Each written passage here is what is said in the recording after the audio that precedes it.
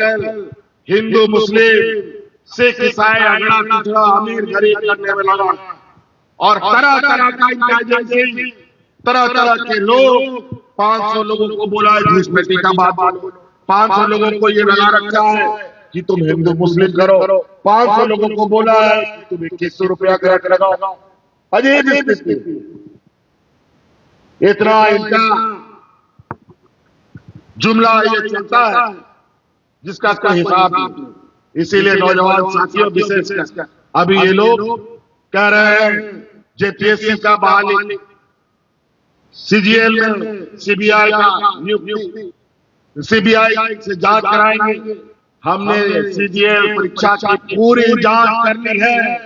लोग चिन्हित हो चुके हैं, जिन लोगों ने यहाँ गड़बड़ी करने की कोशिश की, गड़बड़ी तो कर नहीं पाए लेकिन वो पकड़े जा चुके हैं। चुनाव खत्म होगा, सब जेल जाएगा और परीक्षा फल प्रकाशित होगा।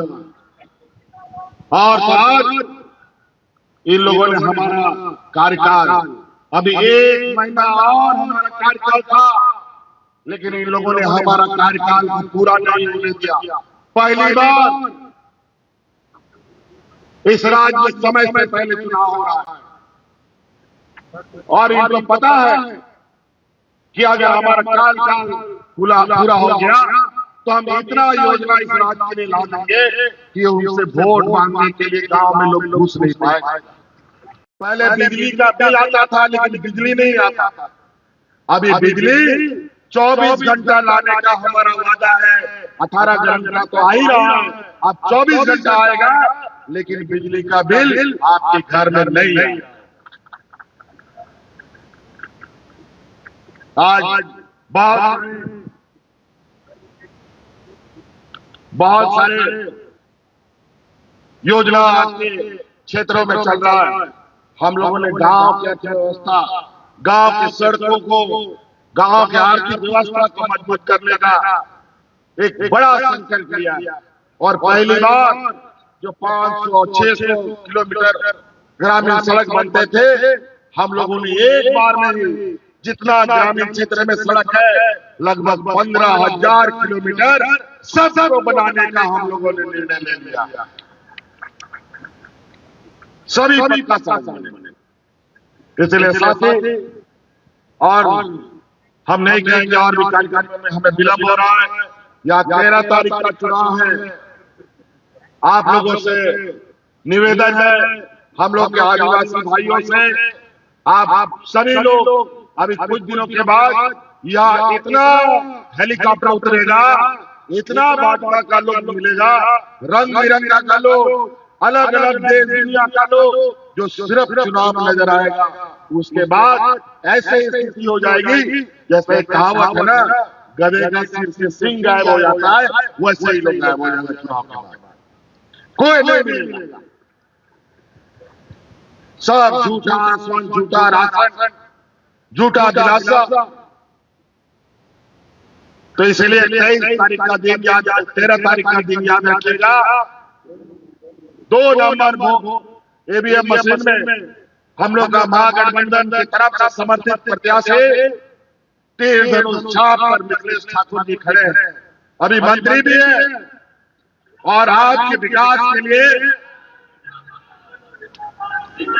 आज लोगों का विकास के लिए इन्होंने मेरे नाक में तेल डाल दिया।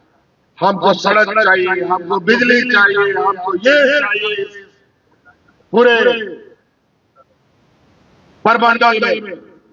और आप याद कीजिए, पलामू परमंडल को अगर बिजली से कोई जोड़ने का काम किया है तो सबसे पहले हेमंत सोरेन ने ही जोड़ने का काम किया था।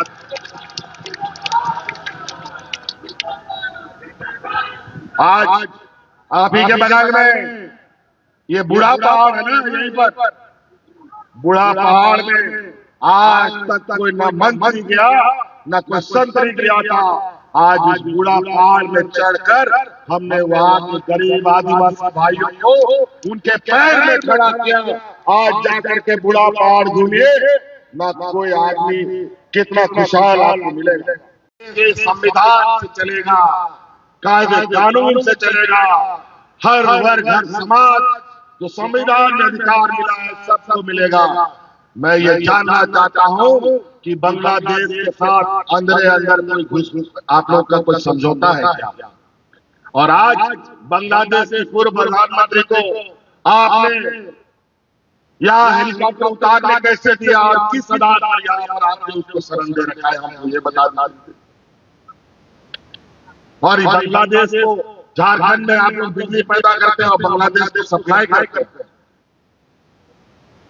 और बांग्लादेशी की बात करते हैं। बांग्लादेशी सीमा का सुरक्षा का जिम्मा किसके हाथ में?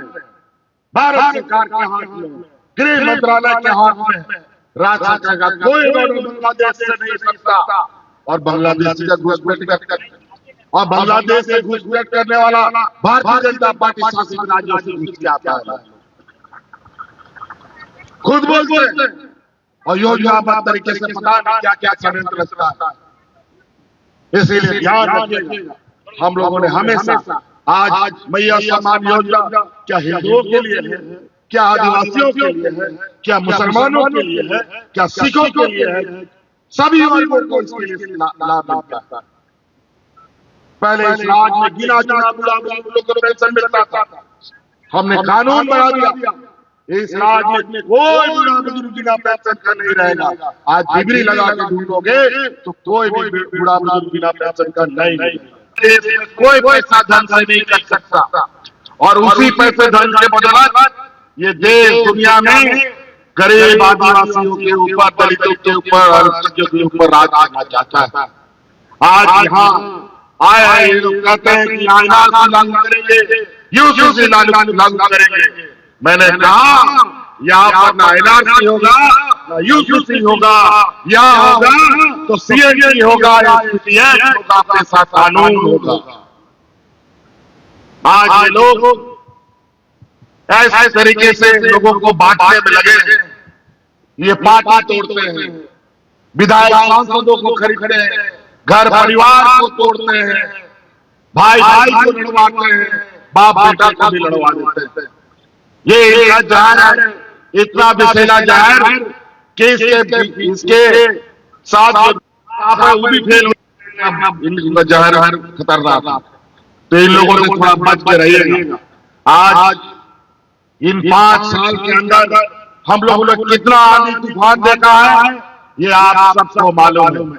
सरकार बनने के बाद से हमने कोरोना के साथ एक लंबी लड़ाई, जहां इस राज्य में अस्पताल का आता पता नहीं, डॉक्टरों का आता पता नहीं, दवाई का आता पता नहीं, कोरोना जैसा महामारी 2.5 साल तक इस राज्य को चपेट में रखा।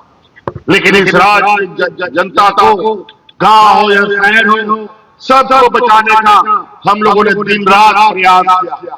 इस कोरोना की जंग को तो हम लोगों ने जीता, लेकिन इस कोरोना की जंग में हम लोग को बहुत बड़ा कीमत चुकानी पड़ी है। इसमें हमारे 2 मंत्री शहीद हो गए, हाजी हुसैन अंसारी साहब और भाई जगन्नाथ माथुर जी। इस कोरोना काल में आप लोगों की सेवा करते करते, राज्य की जनता का सेवा करते करते कोरोना के साथ वो भी गए। उसके बाद ये राज बचा, ये डबल इंजन की सरकार में लोग राशन कार्ड हाथ में लेकर के भाग करते रहा और मर गया। 1 नहीं 2 नहीं दर्जनों, लेकिन कोरोना जैसा महामारी में भी हम लोग एक ही व्यक्ति को भूख से नहीं मर गए। आप देख रहे हैं जनमन न्यूज 76।